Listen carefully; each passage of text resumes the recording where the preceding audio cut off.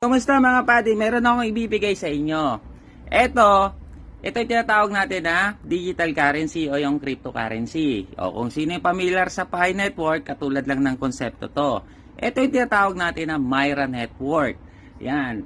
I-share ko lang sa inyo, nung nag-join ako sa Pi Network 2019. So, zero talaga siya, wala talaga siyang value. As in, maraming nagsasabi na scam yan. Tinuloy-tuloy ko yon kasi wala namang mawawala sa akin kasi libre lang naman yung application ng Pi. Ngayon, ito yung Pi na yan, makikita niyan dyan. Ang value ng Pi ngayon is nasa, tingnan natin. Yan ang value ng Pi ngayon, $1.8.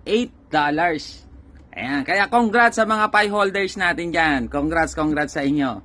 Sa mga nakasabay sa Pi Network, congrats talagang malupit sa inyo. Ngayon, balik tayo dito sa Myra Network. Ito yung tinatawag natin na community token. Katulad to ng Pi Network. Ililinawin ko lang. Wala itong pilitan. Okay? Kung sa tingin mo, malaki ang mawawala sa'yo, huwag mong gagawin. Kung sa tingin mo, scam to para sa'yo, huwag mong gagawin. Okay? Huwag tayong ignorante, ha?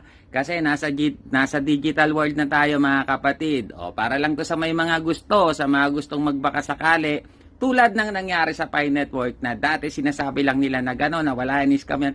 Suddenly, last month, nagkaroon siya ng value. So, nagkagulo ng mga tao ngayon. Kaya yung mga familiar sa cryptocurrency dyan, I suggest na sabayan nyo to. Hindi to guaranteed na, na magiging gano'n kaboom katulad ng Pi. Pero, kung susubukan mo, walang mawawala sa'yo. Okay, balik tayo rito. Paano ka magkakaroon nito? Madali lang. Download ka lang sa Play Store. Available lang to muna sa smartphone or Android phone. Once na download mo na, yan, i-click mo na yan. Sa akin kasi, na-open ko na to, mayroon na akong ads. Kaya, hindi, ibig sabihin, register na ako dyan. Ganito lang yan. Ang mangyayari dyan, pag open mo, ganito ang interface niyan. Yung green na yan, ibig sabihin, na-tap ko na yan. Anong gagawin mo? Ang kailangan mo lang, pag open mo yan, yung green na yan, kulay gray yan. Ang gagawin mo lang, itap mo lang yan. Pag natap mo na yan, tapos na. Pwede mo na siyang i-close. Kahit naka-close, nagmimina yan continuously. Makikita mo yung mining time left dito kung ilang oras na lang yung duration period of time mo na makakapagmina ka. At dito sa green na to, halimbawa dyan, 96%, ibig sabihin, 96% na yung namimina ko. Pag natapos yung 51 minutes na yan, mag-off ulit yan. Ang gagawin ko dyan, itatap ko lang yan. Ganun lang kasimple. Itap mo lang everyday. Hindi kakain ng oras mo. Wala pang 1 minuto. Itatap mo lang. Libre nating tulos. Kung hindi komportable sa'yo, wag gawin, ha. Kasi, eto, ano lang to, in the future, pwede rin magkaroon ng value katulad ng nangyari sa Pi Network. Dito naman tayo sa setting. Makikita nyo yan, may mining team dito, yan yung mga kasamahan ko na nagmimina. Ngayon, sa profile setting naman, makikita nyo dyan, username ko, Real Steel. Yan yung user code na ilalagay nyo. Kasi kung wala ka namang user code o referral code na hihingin sa'yo during your registration, hindi ma-activate yon.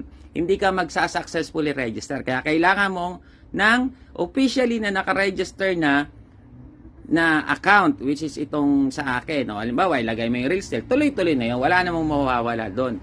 Ngayon, ang gagawin mo pag nag-register ka, I suggest na gamitin mo yung tunay na pangalan mo para kung sakaling dumating yung verification time o yung mag-submit tayo ng KYC o yung Know Your Customer, madali tayong ma-approve. Ganun lang kasimple, ha?